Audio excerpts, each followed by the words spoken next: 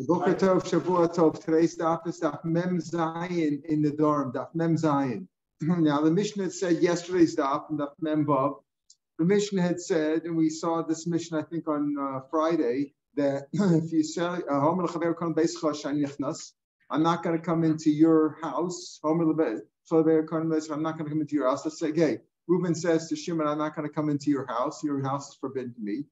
Or if I buy your field, I'm not going to use it. I'm not going to have any enough from it. If Shimon now dies or he sold it to somebody else, then it's mutter because he said your house, your field. But if he said if he said this house or this field, then even if the owner sold it or died, sold it, gave it to somebody else, then it would still be forbidden because he said this house. Boy Avime, at the top of Mem Zayin Ben Aleph, today's daf. More asks this question. Okay, here what happened was this. Not that Reuben said, again, we're always using an example where Reuben is also to go into Shimon's field. Reuben can't have enough from Shimon or his house or whatever. So in the Mishnah we talked about when Reuben said, I'm not going to come into your house. Well, if he sold to somebody else, it's not his house anymore, right? So somebody else, it's okay. If he said this house, no good. You asked a good question, Avram. What about my home, wherever their home may be? Yeah, then maybe we'd go along with it, right? If he goes to another home, it would be forbidden. That's all where Reuben said to Shimon, I forbid myself, your house is forbidden to me, either your house or this house, depending on what he said. What happens if they were around? Shimon forbade Reuben to this house. And then Shimon sells the field, sells the house, let's say, right? Where Reuben said, our mission was very clear. Reuben said, I can't come into your house. Oh, it's only forbidden as long as it's your house. If I said this house, I'm Reuben. I said, I'm not going to come into this house, then the house continues to be this house, no matter who owns it, right? The Isser travels on with the owner. What happens the other way around? Shimon said to Reuben, you can't come into my house. You can't come into my house. Or this, again, as long as it's my house, it's my house. If he sold it, you can't come into this house. And then he sold it. Would the Isser then, again, if Reuben said, I'm not going to come into this house, then it's this house, no matter who owns it, right? What happens if Shimon said, you can't come into this house? And then Shimon sold it or Shimon died? That's the question that Avimai asked. Boy, Avimai, here it wasn't where Reuben forbade himself. If Reuben forbade himself on this particular house, then of course this house is forbidden until he gets a Taras Nadarim or until the house is destroyed or whatever. He can't come into this house forever, no matter who owns it. What happens if Shimon said, you can't come into my house? And then Shimon died or sold something out. So we had this question before. Now we're going to see the same side. When a person can forbid something, we've said this many times, that's the basic concept of Nadarim. I can forbid anything on myself as a neder, even tefillin, even a mitzvah, right? Even a lulav. I can forbid it because I'm forbidding the item on myself. You can forbid your stuff on me. You can't forbid my stuff on me. But can you forbid something on me that you own today to be effective even after you don't own it anymore, but you own it today? So can you're Shimon, you're forbidding it on me. You're saying that I can't come into this house forever, right? This house is also forever. Can you forbid it on me even after your ownership in it terminates? You're not in there, you don't own it anymore. So or not? That's the question. You see, it's very clear. If I forbid this house on me, this house that you're living in, never going to go in there. Then it's forbidden to me forever. What happens though if you forbid it on me? You're only allowed to forbid your stuff. You can't forbid my stuff on me. Okay, can you forbid this, so to speak, this item which is yours today on me, even after it's not yours anymore? That's the question that he raises. Even after it leaves his possession? Tashma, the fourth line on Mem Zayin Tashma. No. Again, we had this before. Man tells his son, you can't have enough from me. A man tells his son, the father tells his son, you can't have enough from me. You can't have enough of any of my possessions. Then the father dies. He yarshens him. He yarshens him, right? He yarshens him. Why? Because he's not having pleasure from him anymore. Now the Torah mandates that you own it. Once the father dies, the sons get to own it. That's the standard rule of Yerusha, right? So now the son owns it. He's not getting enough from the father. He's getting enough from his own possession that God gave him, right? Let's say the father said, you can't have any enough from my possessions, all my in my lifetime and afterwards also. Then umeis, if the father dies, lo yerushen, he doesn't inherit. And we said the Ran explained there and explains it on this stuff too. Lo yerushen doesn't mean he doesn't yarshin it, because the Yerusha roots Torah, he owns it, he just can't have enough from it. So what could he do? Maybe he can give it to somebody else, and somebody else will have enough, and the guy will pay him back. He can lend it to borrow money, and somebody will you take that as a payment. There's ways to get around it. But lo yerushen is not literally that he doesn't inherit it, because then inheritance works Torah. Unless you have a will which gives away your possessions prior to death, that's the way wills work, halachically, is that it gives it away. Most of the poskim say that even if you didn't write it halachically, that it should be chal 1 second before your death. The idea of the will is that you don't want the Torah's rules to take effect, and the way it takes effect, so you give it away. If you have no assets when you die, there's nothing to there's no Yerusha. You didn't leave a Yerusha. There's nothing there. So you give it away before you die. Fine. But halach, if you didn't do that, halach is its yarshin. So here again, he can't have an even subsequent to death. And even though the Ram points out, even though the Gemara says, well, here he said b'chayav moso, maybe that's different. That was only in a havman. At the end we come out. That's still a proof that you can have effect even after the guy dies. Shmam, you see from here. You see over here that you can forbid something on somebody else. You can prohibit somebody else from using your possessions that you have today. I can't prevent, nobody can prevent, I can't prevent you from having enough from a possession that's not mine. If it's you, I can't tell you your bekisha is also for you to use. I can't do that. I can tell you can't have my bekisha, my strymel, but I can't forbid your strymel on you. But can I forbid my strymel on you even after I don't own it anymore, after I sell it? Or God forbid if I die, can I forbid it on you? So here he says, yes. Because here the father says, I forbid you to have enough from my nechasim, son, in my life and after I die. And the halach is that it's forbidden after he dies too. He has an ownership in it because that's the Yerusha. Yerusha works automatically, right? The Torah says that when a man dies, his sons get his inheritance. So then he owns, the sons own it, but he can't have enough from it directly. So that proves that question. Now, before we start the next piece, let's turn to Daf Nun Zayin Amud Aleph, 10 blocks from here. We're on Mem Zayin, we're going to turn to Nun Zayin. And the Gemara quotes it over here, but I'm going to see the Ran. The Mishnah on Nun Zayin says as follows: Konam Peiros Ha'elu Alai. If a man said, these fruits are usher. If in general you say, I'm not going to eat oranges or I'm not going to eat apples, okay, so all apples and all oranges are usher to you. But when you say these fruits, you're giving it more strength. Like the Ran says, you're mafarik, you are itemizing, and you're saying these particular fruits, they're usher to me. You've said it in one of three languages. Kodem perusa elu alai, or kodem heim alpi, they're usher to my mouth, on my mouth, kodem heim lipi, to my mouth. They all have the same meaning. Usher, not only are the fruits usher, these fruits that you're pointing at, that you're designating, but also b'chilufein u'b'giduleim. You're also prohibited from things that they're exchanged for, u'b'giduleim, and things that grow out of them. So, for example, these for the giduleim, we understand. You plant the seeds of these fruits, and they grow more fruits. Those are also usher, because he said these fruits specifically are usher. And you said chilufein. What does chilufein mean? I mean, it includes chilufein. Things are exchanged for. Let's say I'm pointing at some apples, and I say these apples, these particular apples are usher to me. So the Mishnah says, even if somebody exchanges them for a sandwich, let's say, can't eat the sandwich either.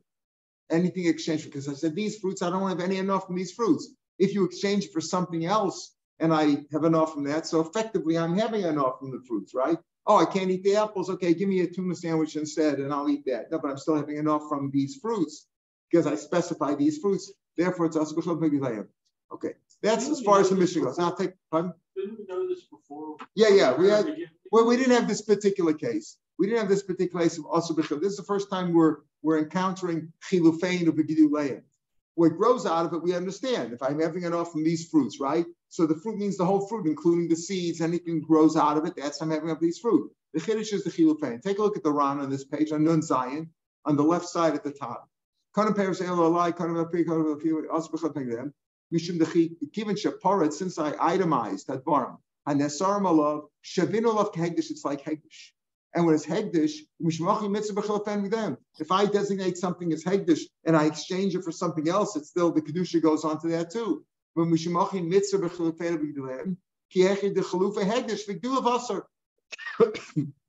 If I have something that's hegdish and something grows out of it, that's also and I've exchanged hegdish for something else, so to speak. I was poda it for something else. The kedusha goes on to the other end. The low dummy, even though there's stam in it to aim. It's not like stam when you said I'm not going to have any anah from figs or grapes. You keep them slow apart, but also love kalamin lo asam ela. You didn't make them hegdish. Lo skapen ela meachilas osamin. I didn't want to have enough from that particular strain of fruit, whatever that species of fruit. That's all I prohibit myself. So if I said I'm not going to eat apples, so if something was exchanged for them or something grew out of them, a tree grew out of them, fine. Then it wouldn't be usher. Because I said apples that are here I'm not going to eat, but not things that grew out of them. Where I specified Paris Elu, as long as I specified a certain kind of thing, whether it's this place or this guy's or these fruits, okay. So now the Gemara. Let's go back to our Gemara in Dapim Zayin. Now our Gemara refers to that Mishnah. Tanan Hasan, right in the middle of the page on Mem Zayin. Tanan Hasan, if I bet these payros on me, or kodim hein alpi, they're also to my mouth. Kodim hein lipi to my mouth. Also that was the Mishnah we just saw on Nun Zayin, and you can't have enough from anything that grows out of them, anything they're exchanged for. Boy, Rav Mechama asked this question. The Ran on Nun Zayin also refers to this Gemara. Boy, Rav Mechama, again, if I forbade them on myself, okay, I forbade them on myself.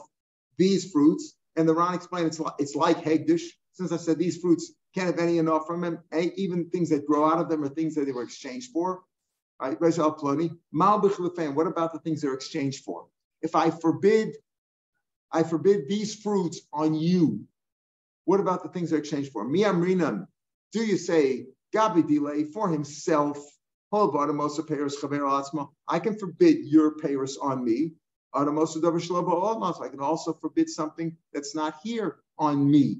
What do you mean it's not here? That's not here. Here, I think this is an interesting. I think that when we say davar shel ba'olam, what do we usually mean? Hasn't grown yet. It's not here yet, right? It's not here. I don't think it means literally. It's not in the world yet. It hasn't grown yet. It's like a child that's going to be born in a month from now, or a fruit that's going to be blossom a month from now. It means it's not here in my world yet.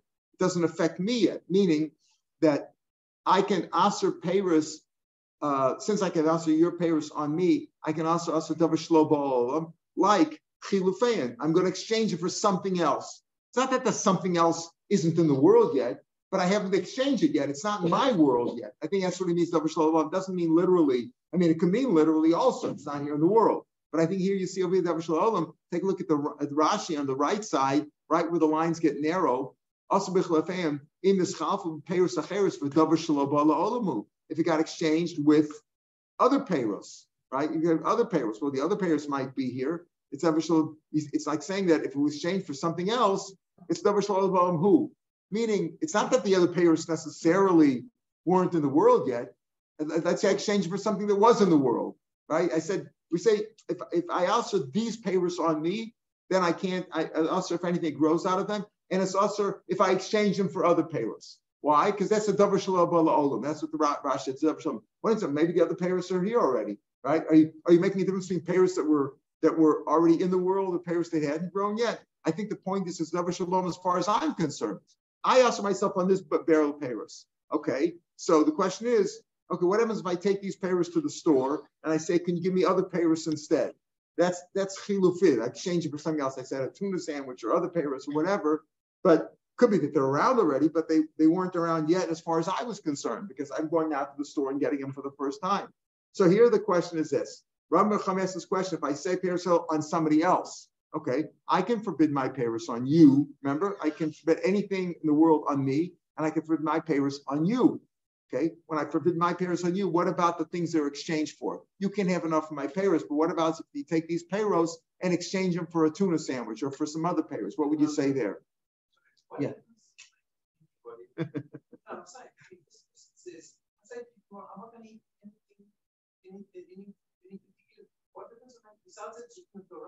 Yeah. The difference is that, as we'll see, the people in Galil, we'll have it later in the Mishnah, the people in Galil were they were argumentative. And so they always got into fights, and they would say, okay, you know what? All my stuff is also to use. The question is, what does it apply to? That's what we're talking about. Nobody cares. Nobody cares. No. So the Mishnah in Zion said, if you said you're not going to eat the payros, these payros are also to you. You can't eat them. You can't eat the things that grow out of them. You can't eat the things that are exchanged for. But let's say I said to you, you can't eat these payros. Okay, that's what we're asking now. Can you exchange it for something else and eat them? That's the question. And we'll see the Ran says, for sure you shouldn't, because it's asur ba'ana. But the Ran learns that it's a b'diavad question. Rashi seems to say it's even l'chadchila. That's the question. I say these fruits of mine are asur to you. Okay, these are asur to you. Now, can you exchange it for something else? Now I said these fruits. It's not even like mine. If it's mine and you bought them, they're not mine anymore. But I said these fruits, which are mine now, I forbid them on you. Let's say later on you buy them, and you can't have enough from these. Can you exchange for something else? That's the question. Can you have enough from the things they're exchanged for? By myself, if I ask for myself, if I ask for myself, since I can ask for your payers on me, also I can also ask for something new, the things that they're exchanged for, the chilufayim. I can exchange, I can forbid the chilufayim too, like you say. What do you care if I ask for these payers on me? I ask for these payers on me. Not only these payers also, but anything grows out of them is also, anything they're exchanged for is also on me, because that's what I said. It makes sense. I can ask for anybody's things on me, so I can ask for these payers, and I can ask for the other things that they're exchanged for. But Gabe Chavero, but when you hold the Ein of the payers, I can't forbid something that's yours on you. I can't say your payers are also to you. So maybe Ein of the So in Hanami, I could ask for my payers on you today. But if let's say they're exchanged for something else, let's say somebody else buys them, you buy them, somebody else buys them. And these payers, which are still also to you, because I forbid, we just saw at the top of the page, I can forbid something of mine on you even after I don't own it anymore, as long as I own it today.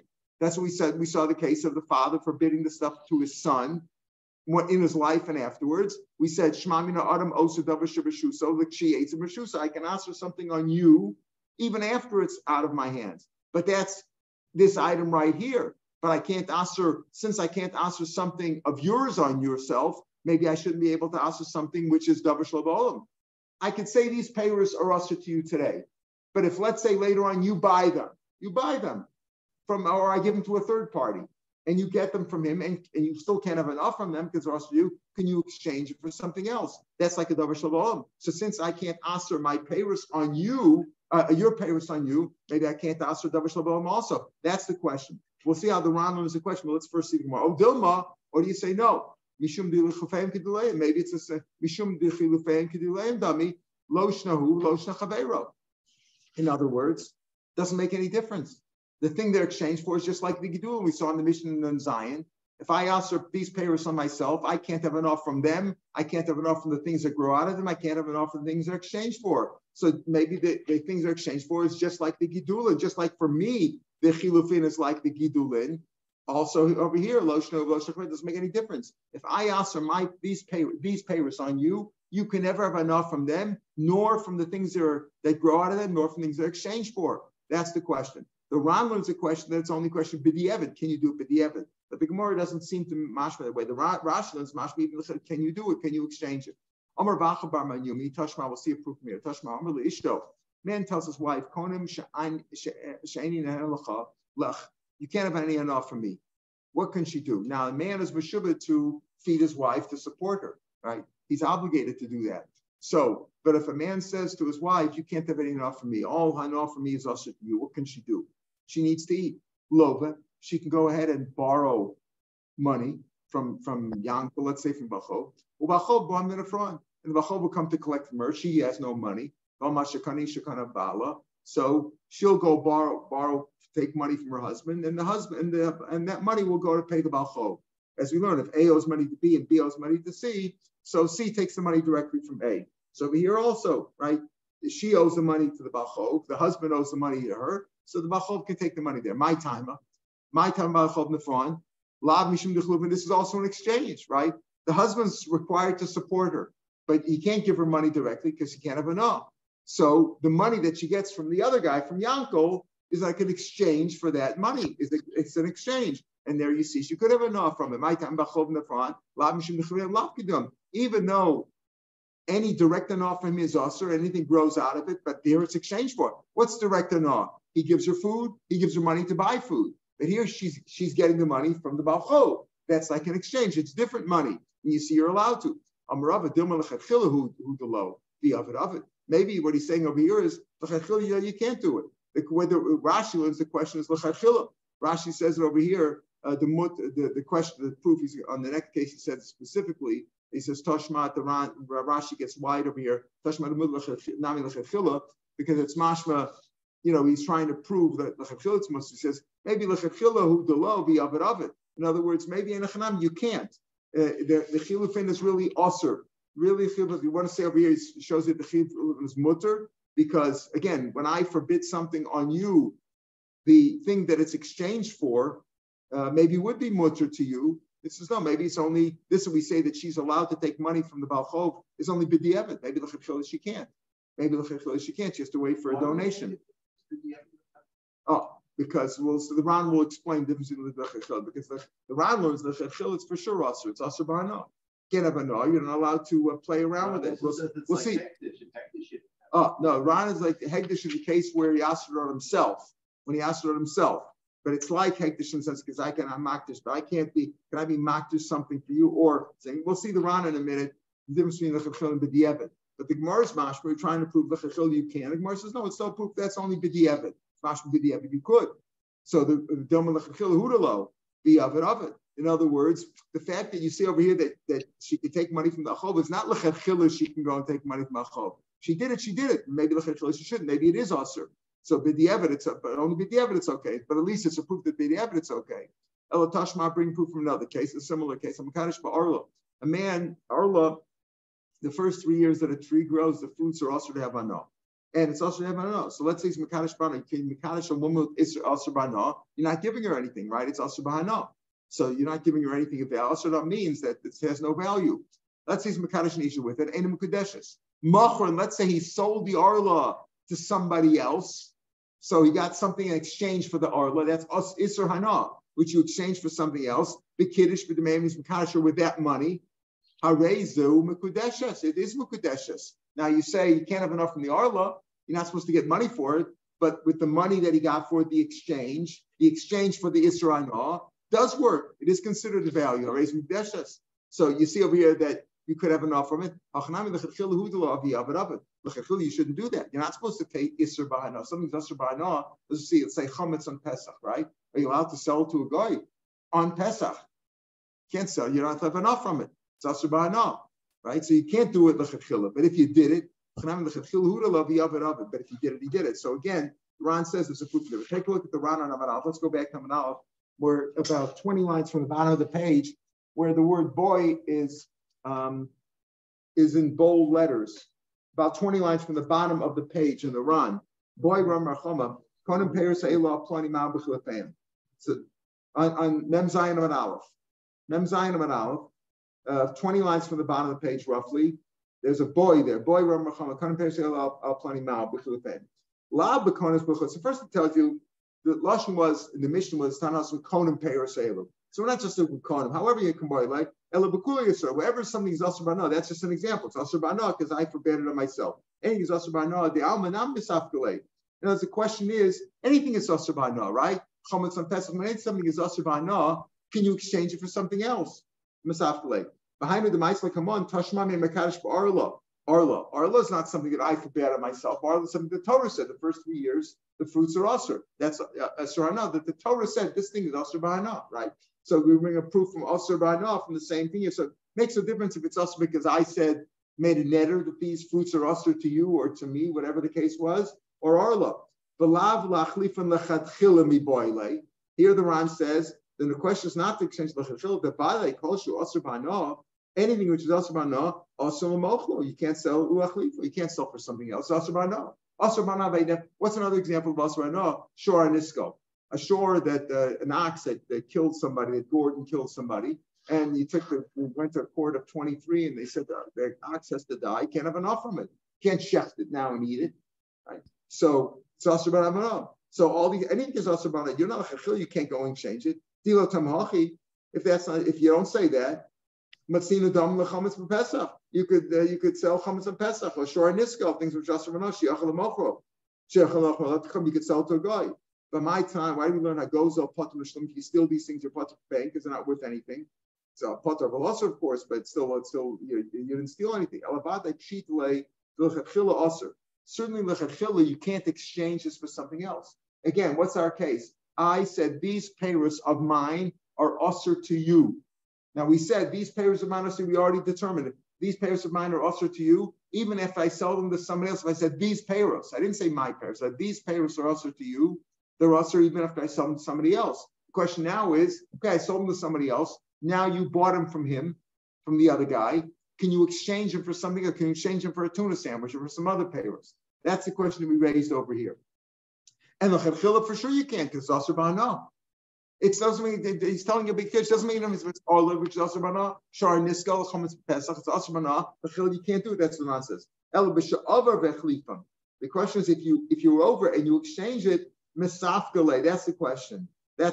Now, who is it usher? There's a difference though between Arla, Shor Nisko, and Chametz Pesach. It's usher to all Jews, right? But the question here is, what about to somebody else? I usher these payers on you, so to you they're usher by no. Let's say to Chaim Yankel in the street, right?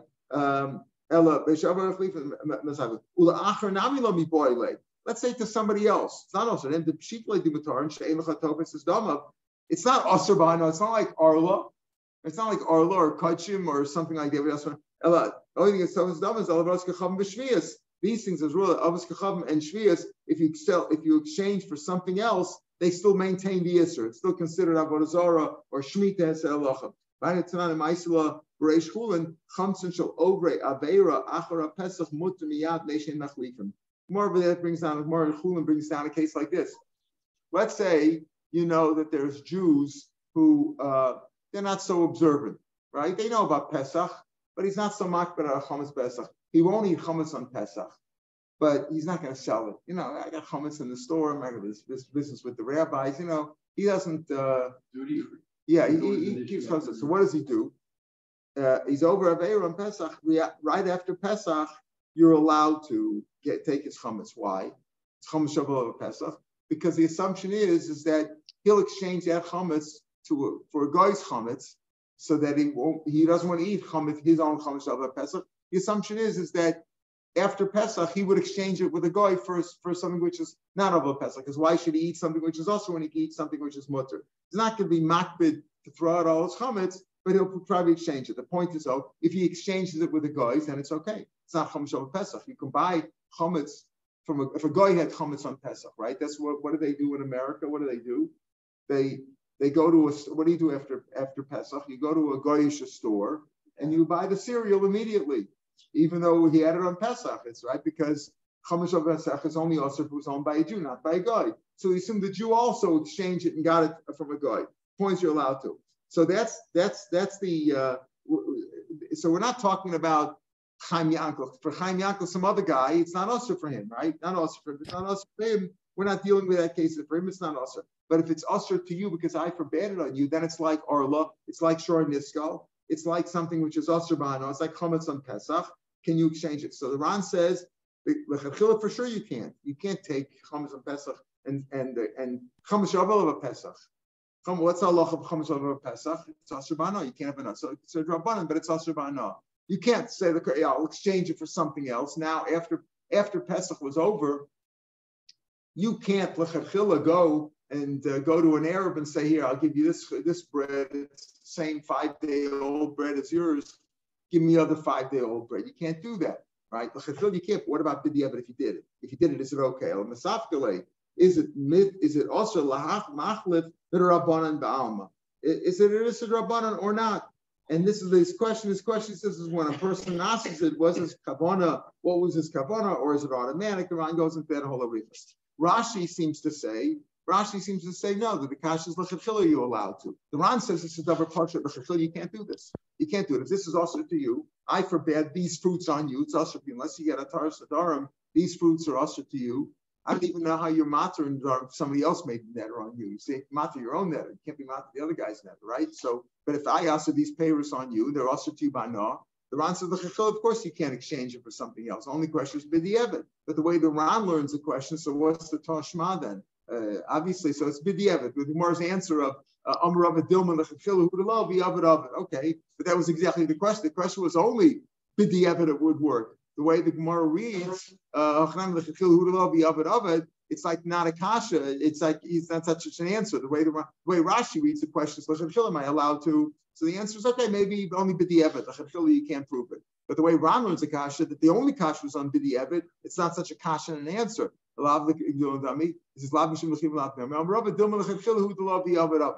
only question was b'di'evet. So it's not such a, the kasha is not, and the answers don't fit as well according to the Ran. But the way the Ran learns is it's only b'di'evet. The Ran goes on Mem Zayin and Beis in the Ran, 7 lines from the bottom of the page in the Ran, from the bottom of the page. Says the Ran, L'gabe Noder Atzmo, the Amar Elu, again, like the Mishnah and Zayin that we learned before. If the Noder himself says, these payers are also to me, Afilu Achlifan Acher, Noder also ben. You can't, it says, the Mishnah said, if I say these fruits are also to me, then it's like Hegdish, and I can't have enough from the Gidulin or from the Chilufin. That's the Mishnah and then Zayin. But when somebody else forbade them on you, guys said you can't eat these payros. If he didn't say Elu, that can probably go Lakula, and you're allowed to exchange them. You're not going to say the Chilufan is going to go. It's only an issue in general by Yisra by no. In other words, even by things which are Asr Bana, it's only an issue to exchange them. B'di'evet. So it's only b'di'evet to exchange them. So here, by our suffix over here, you would probably go the kulav. Afilu over v'chalif and chalif from mutarin. In other words, the chachiliyah shouldn't do it. But if you did it, it would probably be mutar, like we saw. But he says, brings on from the Rambam, those are ignoring suffix we do it Paris. He says Rambam says that it's asur, even the b'di'evet. The Ran says that it's mutar machlokas rishonim over here. Says the Mishnah, I am on you a cher, meaning here we're talking about stam cherem and Galil was a cherem for bedek abayis. Remember we had before, it depends where you are. The stam cherem is for Kohen. There's 2 kinds of cherem. Cherem in Hebrew means like an embargo or a boycott, right? A cherem on you. It could also mean a fishing net. We had that before also. I don't know what the guy means, but you have to look at Lashon. But alacha cherem means that my stuff is all my assets are also to you, like bedek abayis. So hamudar asur. So on you, the person who the vow is effective on, the mud, that's called the mudar, you can't have enough. Harayat alaychim. Let's say I say your stuff is asur to me. I could say all my stuff is asur to you. Then your stuff is asur. You can't have enough. I mean, if I say my stuff is asur, you can't have enough of my stuff. Harayat alaychim. Your stuff is asur to me. Another asur. Then I'm the note. I'm the one who made the netter. Then I can't have enough.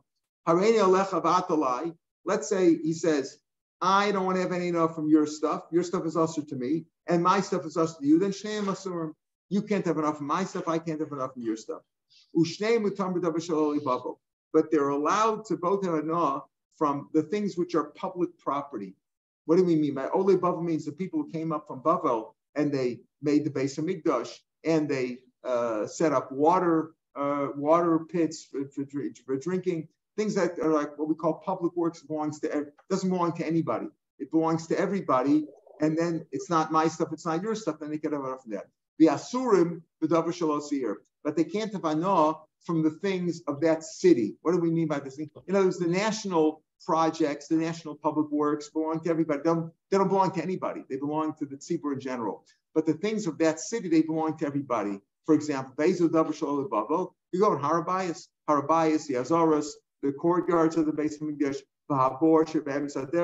the water well that they set up for the people who that doesn't belong to everybody. It belongs to nobody. It belongs to the public, right? And therefore, they could have enough from that because even I can't have enough from you. You can't have enough from me. But I'm having enough from the base of Mikdash. That's not you or me. But they can't have enough from the people, from the things that belong to the city, because the things that belong in that city, everybody's a shutaf, everybody's a partner.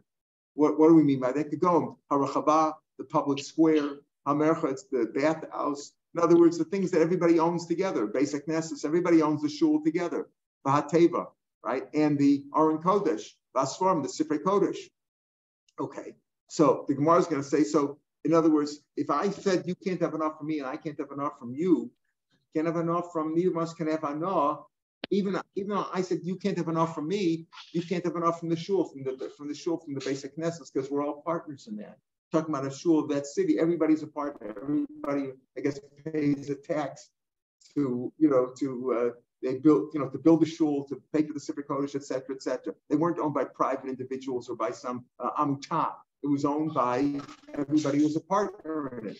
I guess like you're a partner in the pros door in your apartment house, right? Everybody's a partner in there. Who owns the steps in an apartment dwelling, right? Or the elevator shaft or whatever. They're all partners in that. So the Gemara is going to say this sort of doesn't make sense, but it really means to say, so what's your option? Give it away. The option is that everybody gives away their share. My share in the shul, in the Sifrei Kodesh, in the Aron Kodesh, and the Rachava Shalir, etc. Give it away to the president, the Rosh, the Av Bezdin, the Rosh San, the Nasi, the president of the Sanhedrin, the chief judge. Give it away to him. Aviram Merkosiv Nasi. You can give it to anybody. Give it to the Nasi, give it to Hedya. Ma ben Kosov Nasi, what's the difference? Shakosov Nasi and Sorach Lisos, you don't have to make a kinyan for him. Right? Either way, you have to make a kinyan. But it was just the customary thing to do. We say, give it all to the president. Give it all to the president. So what are we saying? We're really looking for a solution. The Mishnah sounds like what are the things of the city? The public square, the merchas, the bathhouse, the shul, the Aron Kodesh, the Sfarim, and the Hakosim Chelk and Nasi. It sounds like, and if you can write your things over to the Nasi. That means that you're a president. What does that mean? Why is that also? If it belongs to the Nasi, then it's not us. It's not yours. It's not yours. It's not mine. But it really means something Mar's going to say. It means, what's the solution? The solution to that is if you can't have enough from anything in the city, you can't come to shul, and I can't have enough from it. The solution is give it away to the king, to the president of the Sanhedrin. That was just the normal way to do it. The people of Gal don't have to do this. Don't have to look for this solution. Why? Shekvar Kosva was saying al yadayim. Their ancestors already did this for them. The people in the Galil were always argumentative and making fights and swearing, forbidding each one another to have enough from each other. So at that point, they did their ancestors who lived in the city and owned the shul and all these things in the city, like the merchats and the public square, etc., and the Aron Kodesh and the Svarim. They already wrote their shares over to the Nasi. In other words, so when the children took their places and inherited from them, that didn't go into the inheritance because it was already given away. So it was never there. So he says they don't have to do it today. In other words, their ancestors, all the ancestors of the people in the Galil already gave their shares in the shul and in the community. They already gave that to the Nasi. It already belongs to the Nasi. So therefore, when they say to one another, you can't have enough of me and I can't have enough of you, I'm a chayrim to you, you're a chayrim to me, you can't have enough from the guy's house, from his assets, but you could have enough from the shul because those things don't belong. The people are no longer partners in the shul. They belong like today, where the shul belongs to Amutah. Unless it's privately owned, it belongs to Amutah. It doesn't really belong to the people anymore. But if they didn't do that in those days, in each community, in each city or each community, everybody in the community was a partner in the merchets, in the basic nessus, in the Aron Kodesh, and in the Svarim.